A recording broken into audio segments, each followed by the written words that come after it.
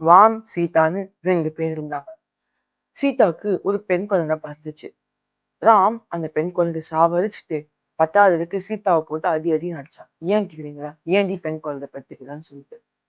So இங்க 2 தப்புங்க நடந்திருக்கு. என்னன்னு தெரியுமா? முதல் தப்பு, ராமா நீ பிறந்ததுக்கு காரணமே ஒரு பெண்ணு. சோ ஒரு பெண்ணு பிறந்ததுக்காக தான் போய் இன்னொரு பெண் அடிக்கிறியே, நீ பண்றது எவ்வளவு பெரிய பாவம். சரி, 2வது என்னன்னு கேக்குறீங்களா? பெண் குழந்தை பிறந்ததுக்கு காரணமே ராமா தான். அது எப்படி கேக்குறீங்களா? ஃபர்ஸ்ட் விஷயம், ஆண்கள் பெண்கள் 2 பேர்கிட்டயும் 22 குரோமோஸ் ஆட்டோசோம்ஸ் ஆக்சுவலி பார்த்தீங்கன்னா 23 குரோமோசோம்ஸ் சரிங்களா? அது 22 குரோமோசோம்ஸ் வந்து ஆட்டோசோம்ஸ் சொல்லுவோம். அது ஆண்களுக்கும் சேமா இருக்கும், பெண்களுக்கும் சேமா இருக்கும்.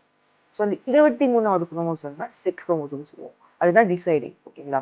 ஸோ ஆண்கள்கிட்ட பார்த்தீங்கன்னா XY குரோமோசோம் இருக்கும், செக்ஸ் குரோமோசோம் இருக்கும், பேர் உண்டு. அதே ஃபீமேல்ஸ் பார்த்தீங்கன்னா XX. ஸோ ஆண்களுக்கு ஸ்பெர்மேட்டோஜெனிசிஸ் ஒரு ப்ராசஸ்ல ஆகும்போது ஸ்பெர்ம்ஸ் ஃபார்ம் ஆகும் சரிங்களா? அந்த ப்ராசஸ் தான். ஸோ அதில் 50% ஸ்பெர்ம்ஸ் வந்து எக்ஸ் வச்சுருக்கோம், 50% ஸ்பெர்ம் Y வச்சுருக்கோம். ஏன்னா ஒன்று தான் வந்து நம்மளால ஃபர்தர் ஜென்ரேஷன்ஸ் லைக் நம்மளால வந்து அதை லைக் ஜீன் மூலமா ப்ரொவைட் பண்ண முடியும். ஓகேங்களா? ஆனால் ஃபீமேல்ஸ் இருக்கிறது XX. ஸோ எக்ஸ் விட்டுரும். ஸோ ஃபர்டிலைசேஷன் டைம் அப்போ ஓவம் எக்ஸ் இருக்குமா? ஸோ ஆண் கிட்ட இருந்து வர Y ஃபர்டிலைஸ் ஆச்சுன்னா மேல், எக்ஸ் ஃபர்டிலைஸ் ஆச்சுன்னா ஃபீமேல்.